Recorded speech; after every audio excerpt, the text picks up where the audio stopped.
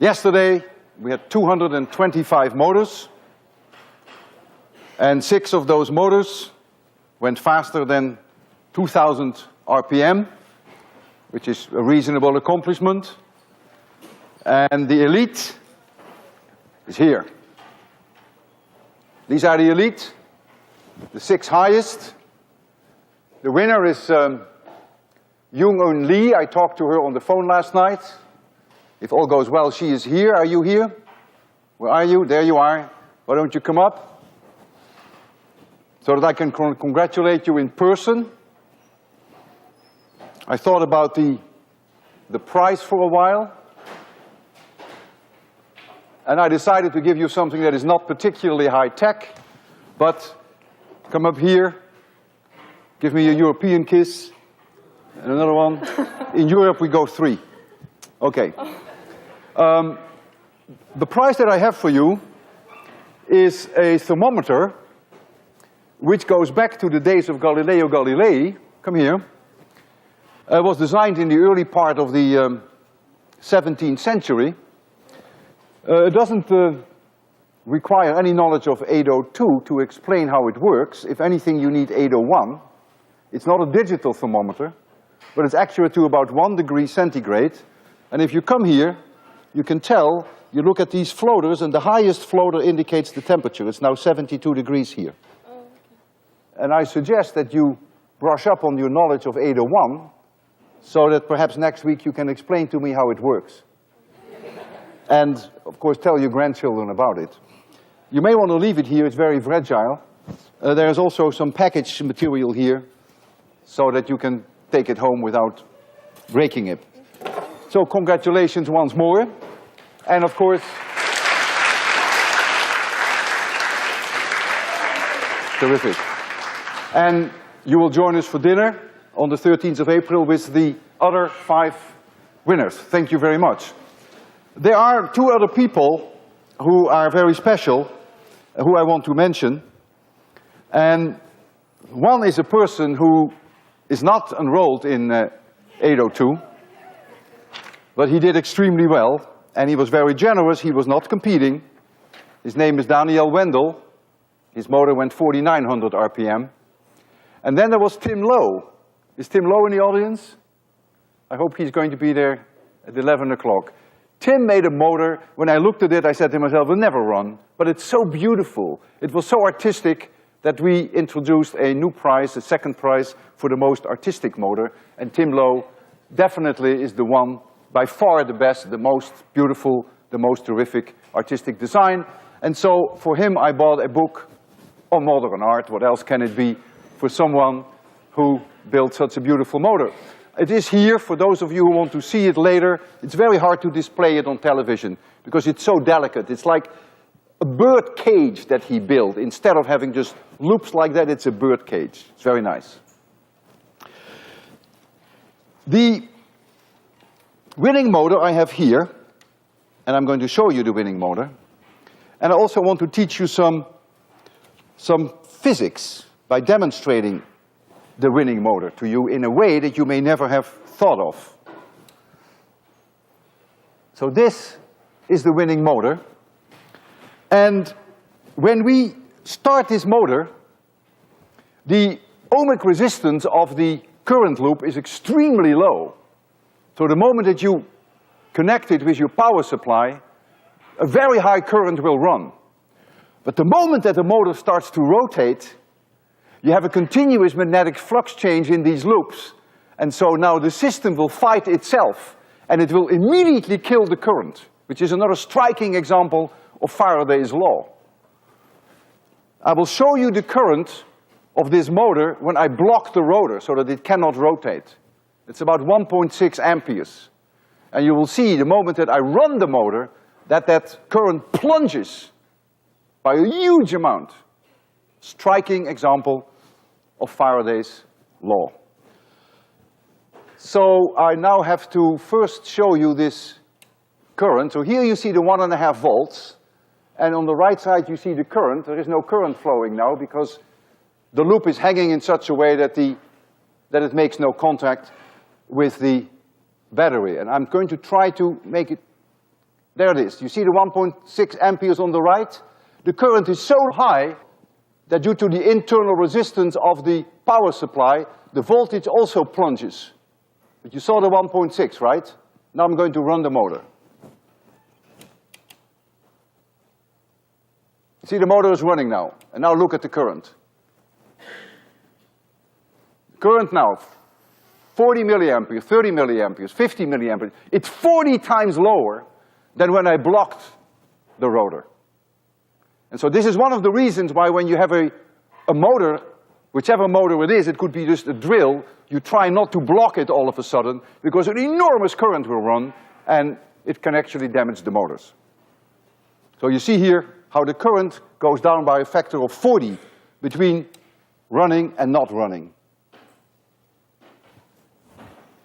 All right.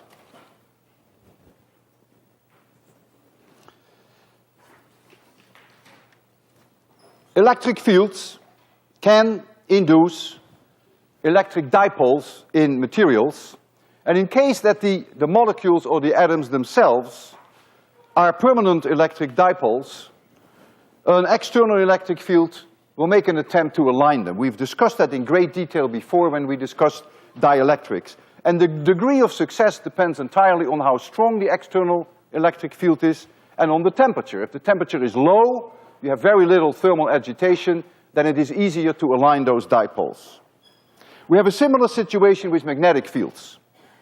If I have an external magnetic field, this can induce in material magnetic dipoles.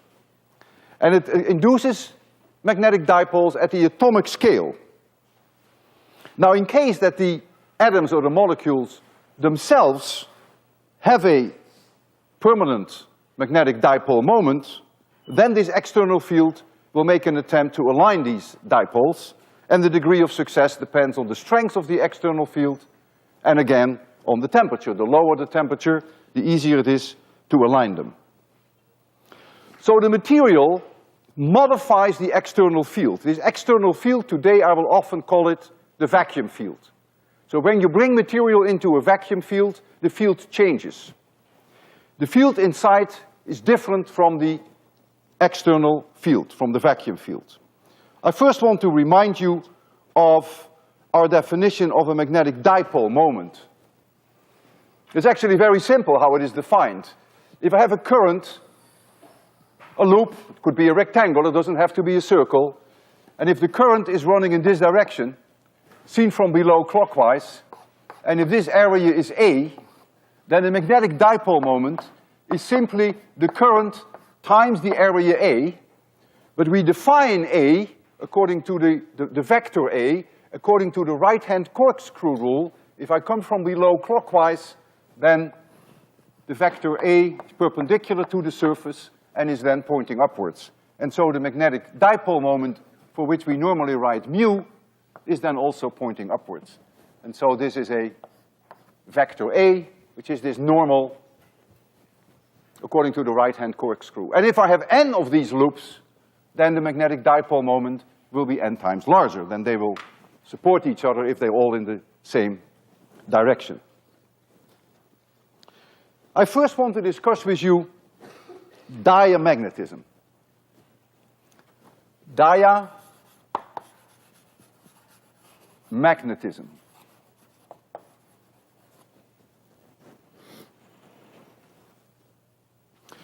All materials, when you expose them to an external magnetic field, will to some degree oppose that external field. And they will generate on an atomic scale an EMF, which is opposing the external field. Now you will say, yes, of course, Lenz's law. Wrong. It has nothing to do with Lenz's law. It has nothing to do with the free electrons in conductors, which produce an eddy current when there is a changing magnetic field. I'm not talking about a changing magnetic field, I'm talking about a permanent magnetic field.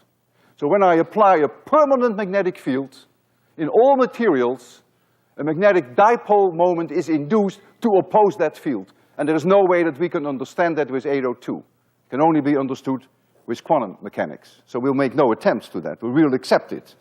And so the magnetic field inside the material is always a little bit smaller than the external field, because the dipoles will oppose the external field.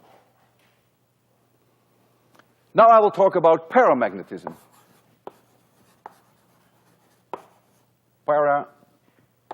Paramagnetism. There are many substances whereby the atoms and the molecules themselves have a magnetic dipole moment. So the atoms themselves, or the molecules, you can think of them as being little magnets. If you have no external field, no vacuum field, then these dipoles are completely chaotically oriented, and so the net magnetic field is zero. So they're not permanent magnets. But the moment that you expose them to an external magnetic field, this magnetic field will try to align them. And the degree of success depends on the strength of that field and on the temperature. The lower the temperature, the easier it is. And so if you had a magnetic field, say like so, this is your B field, this is your vacuum field, and you bring in there paramagnetic material, then there is the tendency for the North Pole to go a little bit in this direction. And so these atomic magnets then would on average try to get the North Pole a little bit in this direction. Or if I speak the language of magnetic dipole moments, then the magnetic dipole would try to go a little bit in this direction. If you remove the external field of a paramagnetic material, immediately there is complete total chaos. So there's no permanent magnetism left. If you bring paramagnetic material in a non-uniform magnetic field, it will be pulled towards the strong side of the field. And that is very easy to see how that works. Suppose I have a magnet here, and that this be the North Pole of the magnet and this the South Pole. And so the magnetic field is sort of like so. Notice right here it's very non-uniform. And I bring some paramagnetic material in there. Let's say, think of it as just one atom there. Not to scale what I'm going to draw. And here is that one atom. And this one atom now, it's paramagnetic, has its own magnetic dipole moment. And this magnetic dipole moment now would like to align in this direction to support the field. The field is trying to push it in that direction. Let's suppose it is in this direction. So if we look from above, the current then in this atom or in this molecule is running in this direction. Seen from above clockwise. So that would be ideal alignment of this atom or this molecule in that external field. This current loop will be attracted. We want to go towards the magnet. Let's look at this point here. That point, the current is going in the blackboard. So here is that current I. And the magnetic field is like so. The external magnetic field is like so. So in what direction is the Lorentz force? It's always in the direction I cross B. And I cross B is in this direction. That's the direction of the Lorentz force. So right here, there is a force on the loop in this direction. So therefore right here, there is a force on the loop in this direction, on the current loop. And so everywhere around this loop, there is a force that is pointing like this. And so there clearly is a net force up. And so this matter wants to go towards the magnet. Another way of looking at this is that this current loop is all by itself a little magnet, whereby the South Pole is here and the North Pole is there. Because this is the direction of the magnetic dipole moment. And the North Pole attracts the South Pole. That's another way of looking at it. That's the reason why magnets attract each other, why North and South Pole attract each other, and why North and North Poles repel each other. That's exactly the reason. It is the current that is flowing, it is the Lorentz force that causes the attraction or the repelling force. So paramagnetic material is attracted by a magnet. Essential is that this field is non-uniform. And diamagnetic material, of course, will be repelled, will be pushed away from the strong field. Because in diamagnetic material, this current would be running in the opposite direction. Because it opposes the external field. Whereas paramagnetism supports it. We have a third form. And the third form of magnetism is actually the most interesting, is ferromagnetism. In the case of ferromagnetism, we again have that the atoms have themselves permanent dipole moments. But now, for very mysterious reasons which can only be understood with quantum mechanics, there are domains which have the dimensions of about tenths of a millimeter, maybe 3/10 of a millimeter, whereby the dipoles are 100% aligned. And these dipoles, domains, which are in one direction, are uniformly distributed throughout the ferromagnetic material, and so there may not be any net magnetic field. If I have here, if I try to make a sketch of those domains, something like this, then perhaps here, all these dipoles would all be 100% aligned in this direction, but for instance here, they will all be aligned in this direction. And the number of atoms involved in such a domain is typically 10 to the 17, maybe up to 10 to the 21 atoms. So if now I apply an external field, these domains will be forced to go in the direction of the magnetic field, and of course the degree of success depends on the strength of the external field, the strength of the vacuum field, and on the temperature. The lower the temperature, the better it is, because then there is less thermal agitation, which of course adds a certain randomness to the whole process. So when I apply an external field, these domains as a whole can flip. Inside ferromagnetic material, the magnetic field can be thousands of times stronger than it is in the vacuum field. And we will see some examples of that today. If you remove the external field, in the case of paramagnetism, you have again complete chaos of the dipoles. But that's not necessarily the case with ferromagnetism. Some of those domains may stay aligned in the direction that the external field was forcing them. If you very carefully remove that external field, undoubtedly some domains will flip back because of the temperature. There is over thermal agitation. Some may remain oriented.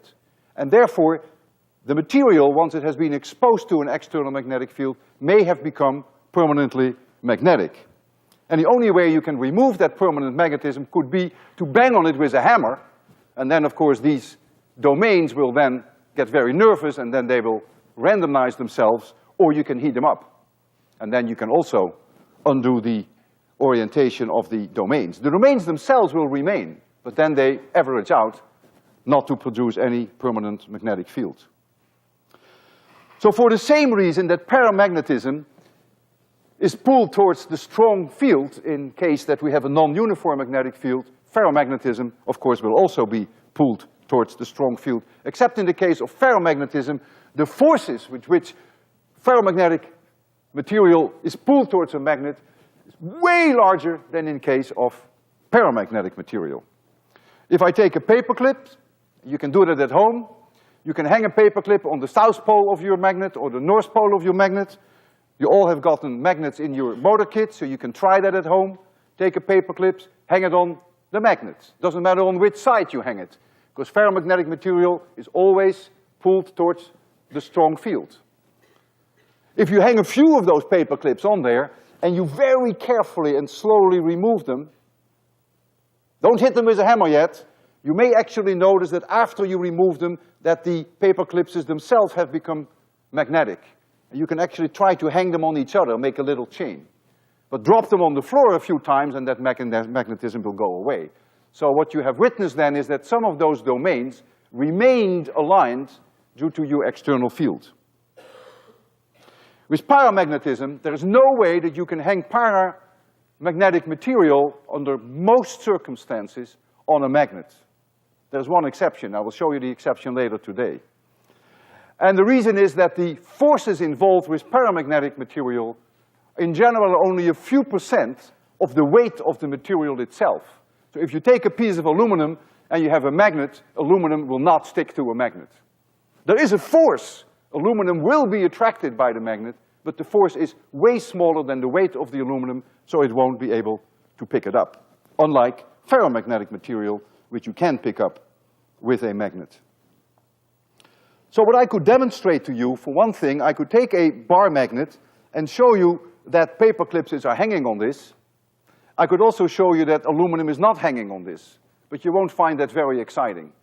And therefore I decided on a different demonstration, whereby my goal is to show you that ferromagnetic material is pulled with huge forces towards the strong magnetic field, provided that I have a magnetic field which is non-uniform. And the way I will do that is with this piece of ferromagnetic material. And this piece of ferromagnetic material is actually quite heavy. And you're going to tell the class how heavy it is. Be very careful. What do you think? Wow, good for you. Do it again, sounds good, looks great. It's 15 kilograms. 15 kilograms of ferromagnetic material. It is not a permanent magnet. There may be a little bit of permanent magnetism left, of course, because once you have exposed it to an external field, yes, there may be some permanent magnetism left. So now I'm going to hold this. Let's first make sure that nothing happens to Galileo's thermometer. So we're going to put this here. See what the temperature is. Oh man, it's going up. I must be sweating here, 74 degrees. Yeah, 74 degrees now. Okay, so here is my magnet producing about 320 Gauss. But what counts is that the magnetic field is non-uniform here and also here. And so I'm going to turn on the magnet. I believe I have to push a button here. And the first thing I will do is now power this magnet. So this is a solenoid. I put my hand in here. My hand is paramagnetic. It's not being sucked in. Really, it isn't. I feel nothing. Force is, I can't even feel anything. But I'm not ferromagnetic, thank goodness. Now this one.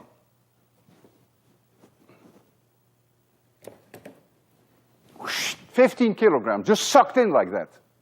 And I'm very lucky that when it overshoots here, that it wants to go back, because it always wants to go to the strongest field. Doesn't matter whether you have it here or there. The reason why that's lucky, because if that were not the case, this 15 kilogram bar would go like a bullet coming out of here. So the one thing you don't want to do when it goes in there, you don't want to break the current, because then it would come out as a bullet. And I'm not going to do that, believe me. But I want to show you that there it goes. It's amazing, what ferromagnetic material. Ah! Okay. So ferromagnetic material, there's enormous force. If you have a field that has a strong gradient, that's very non-uniform, is sucked, pulled towards the strong side. That's why it hangs on magnets. That's the basic idea. I have another demonstration. And another demonstration is to make you sort of see, in a non-kosher way, magnetic domains. But I will tell you why it's non-kosher. I have here an array of 8 by 8 magnetic needles, compass needles. And you're going to see them there. And I will change the situation so that you have better light. And when I have an external magnetic field, and I march over here a little, and I just let it go and wait, you will see areas whereby these magnetic needles point in the same direction, and you will see areas where they point in a different direction. We'll just give it some chance. And so that may make you think that this is the way that domains are formed in ferromagnetic material. Oh, in fact, we have now a situation that almost all are aligned in this direction, and there's only a group here that is pointing in this direction. I can change that, of course, by changing the magnetic field. Why is this not really a kosher demonstration to convince you that domains exist? First of all, there is no thermal agitation, whereas in ferromagnetic material, there is thermal agitation. Some may be oriented like this, and others like that, where here you only have two preferred directions, and you don't need quantum mechanics for that. Simply a matter of minimum energy considerations, and so they either are pointed like this or they are pointed like that. And so already that shows you that it's very different from ferromagnetism. But the reason why we show it to you is it still gives you an interesting idea of the fact that you can have various orientations and that they come in groups. That the groups stick together and are not all in the same direction.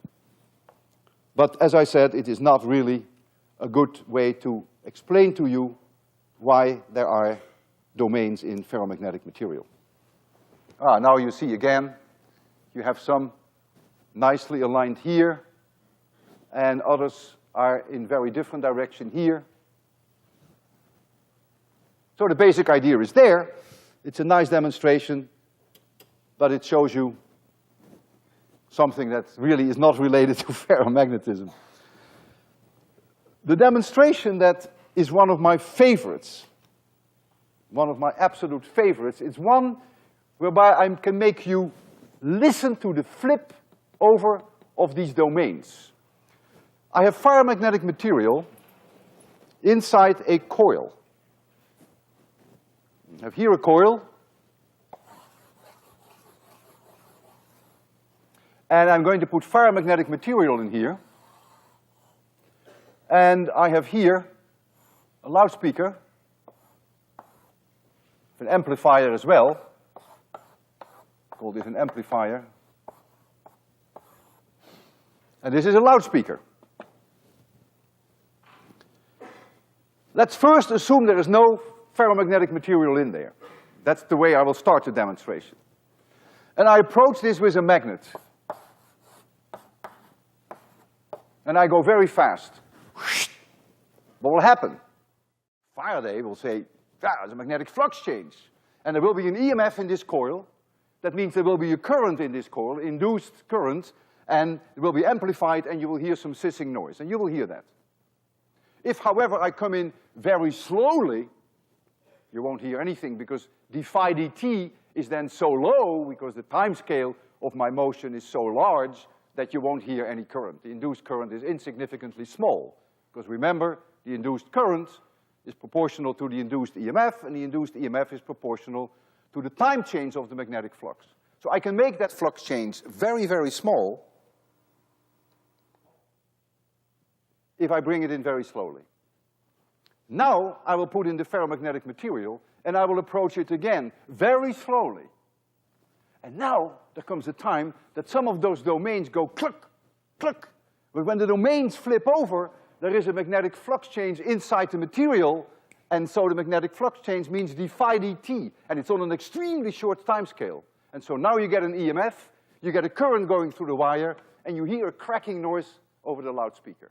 And for every group of domains that flip, you can hear that. And that's an amazing thing when you think about it, that some 10 to the 20 atoms go clunk, and that you can hear that.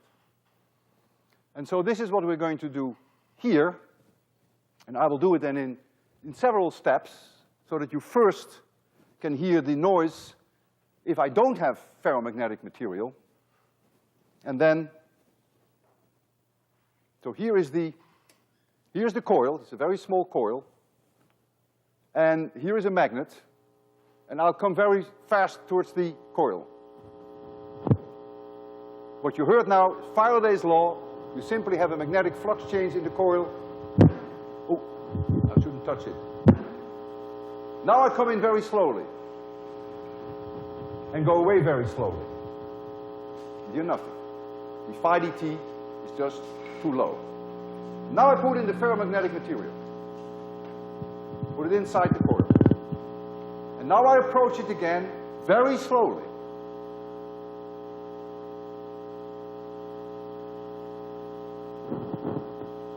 There they go.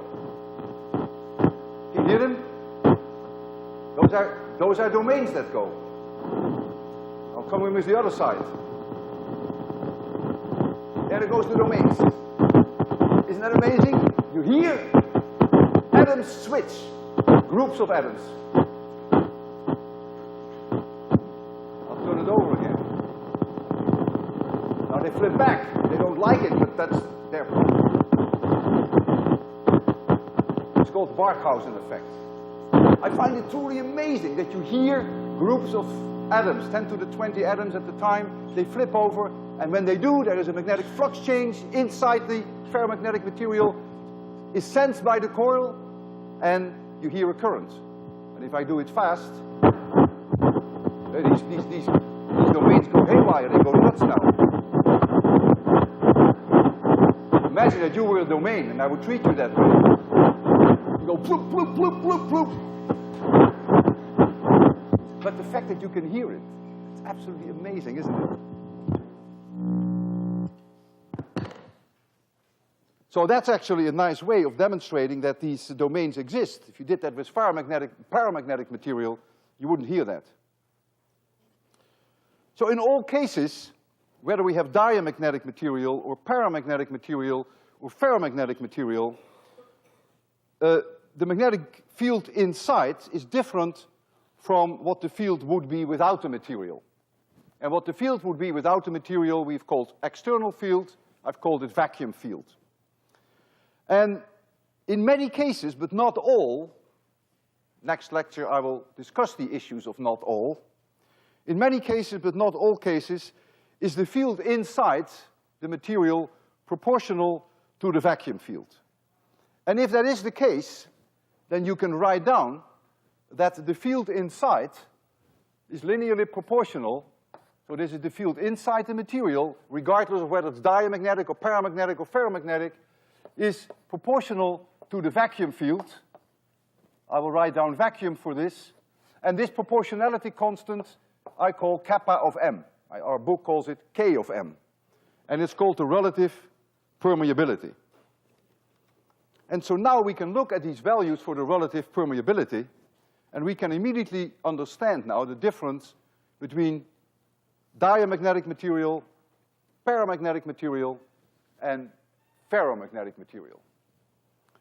Since in the case of diamagnetic material and paramagnetic material, the B field inside is only slightly different from the vacuum field, it is common to express kappa of m in terms of 1 plus something which we call the magnetic susceptibility, which is psi of m.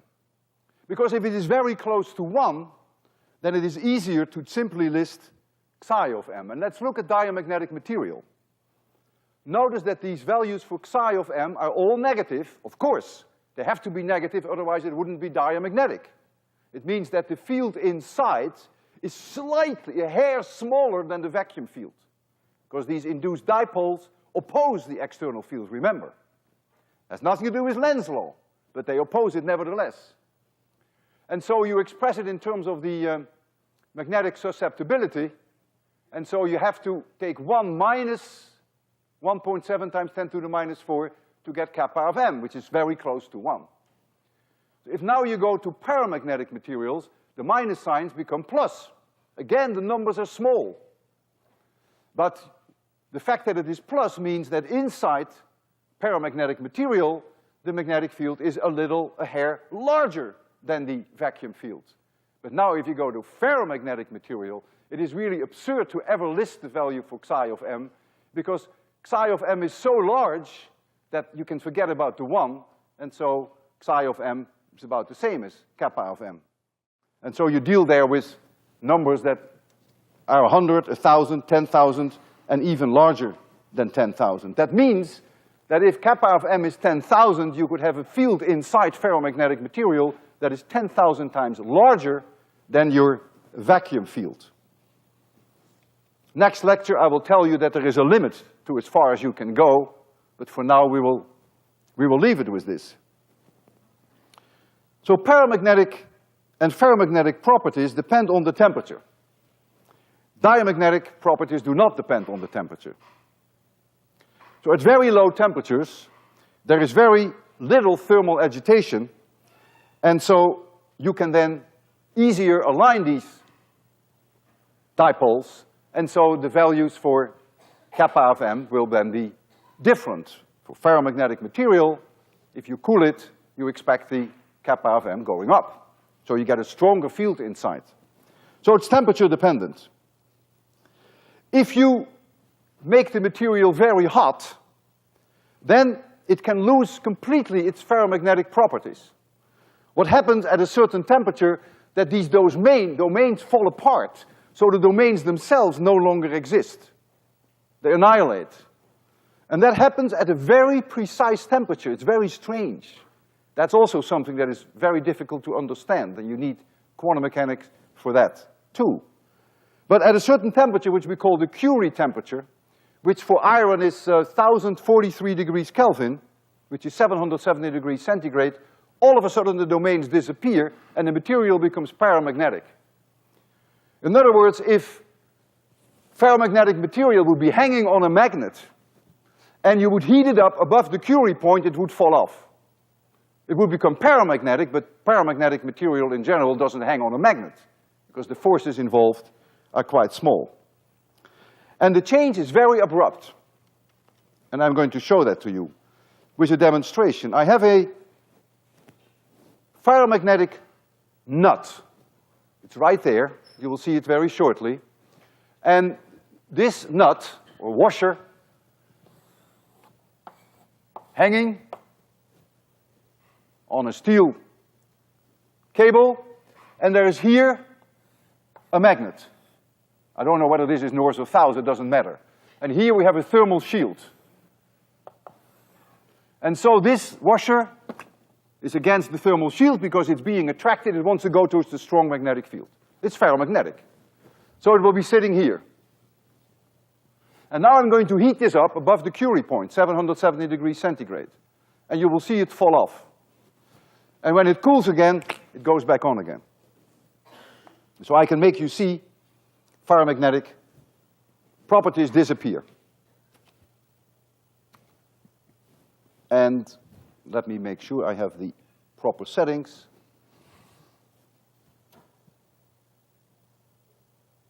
I see nothing. I see nothing, but there it is. So here is this nut. And here is this shield. And the magnet is behind it. You can't see it, but it's right there. And so it goes against it, right? It goes just towards the magnetic poles. It goes into the strong magnetic field. Magnetic field is non-uniform outside the magnet, and it goes towards it. And so now I'm going to heat it.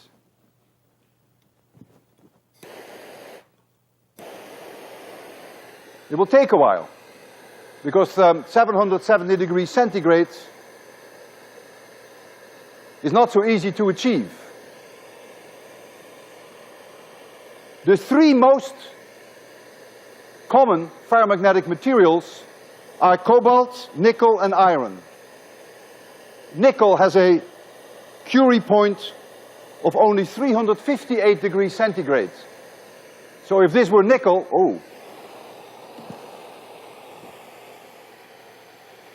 if this were nickel,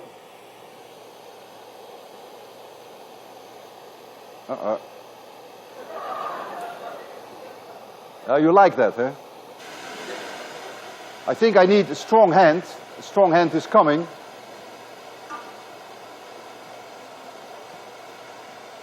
Okay, I think I fixed it. I'm a big boy, I did it myself today. I lost my pen, but that's a detail. Okay, let's try again.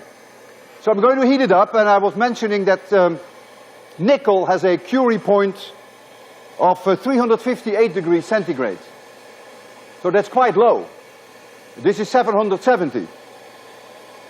Cobalt is 1400 degrees Kelvin, Curie point. Gadolinium is a very special material.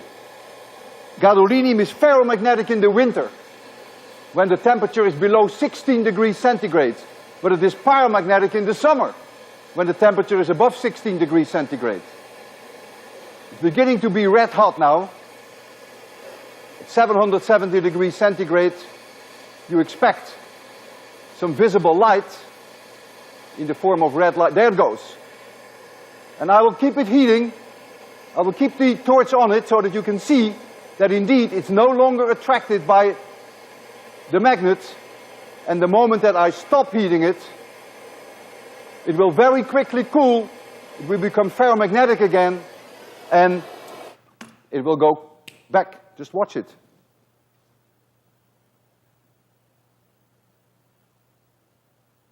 There it goes. So now it's again ferromagnetic. So the transition is extremely sharp. All right.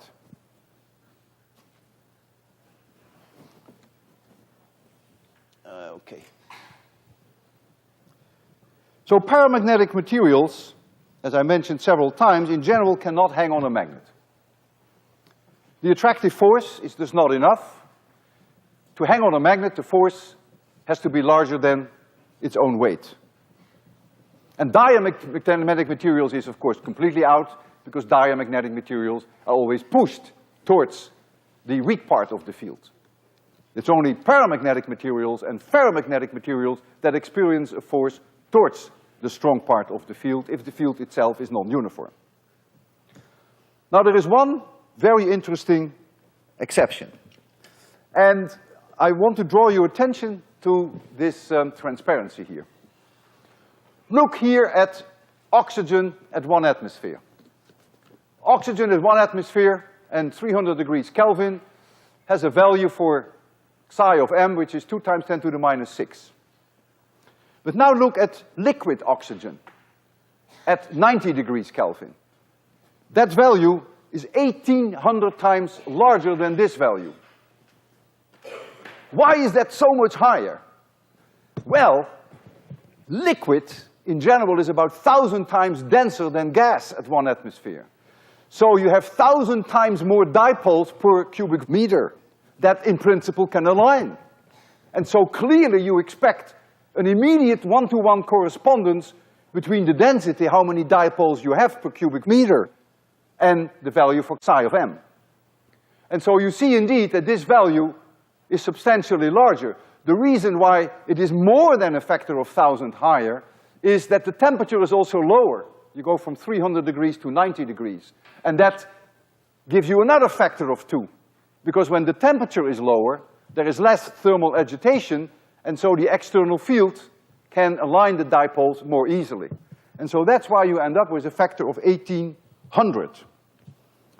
Even though this value for psi of m is extraordinarily high for a paramagnetic material, notice that the field inside would only be 0.35% higher than the vacuum field.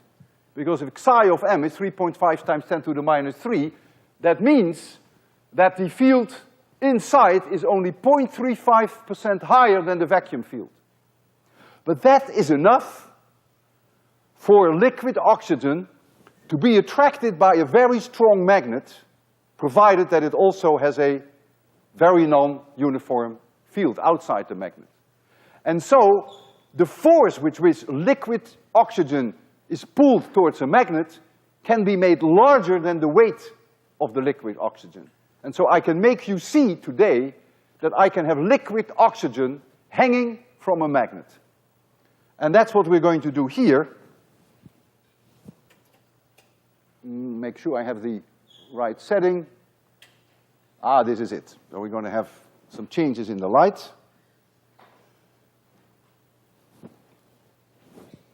So there you see the two magnetic poles. It's an electromagnet. And so we can turn the magnetic field on at will. So here are the poles of the magnet. And the first thing I will do is very boring. I will throw some liquid nitrogen between the poles. Now, I don't have the value for liquid nitrogen there, but nitrogen is diamagnetic. So it's not even an issue. Diamagnetic material is pushed away from the strong field.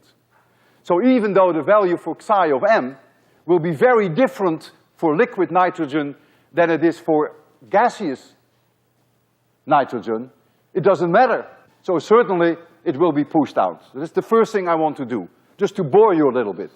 Because I have to keep you on the edge of your seat before you're going to see this oxygen which will be hanging in there. So let's first power this magnet. I hope I did that. Yes, I think I did. And here comes the liquid nitrogen. Boring like hell, it just falls through. Now comes the oxygen. Liquid oxygen. It's hanging in there. I challenge you, you've never in your life seen liquid hanging on a magnet. You can tell your parents about it, and of course your grandchildren. It's hanging there. I'll put some more in. Make sure I have the right stuff, yeah. Put some more in. There is liquid oxygen. When I break the current, it's no longer a magnet. It will fall, of course. Don't worry, you'll get more. Who has ever in his life seen a liquid hang on a magnet? It's paramagnetic, it's not ferromagnetic, but because the density is so high and because it's so cold, the value for psi of m is high enough that the force on it is larger than its own weight. If you do this with aluminum, not a chance in the world. Aluminum will not hang in there, even though aluminum, as you can see there, is paramagnetic, but the value 2 times 10 to the minus 5 is way too small, and it will not stick to a magnet. Okay, you have something to think about. I'll see you Friday.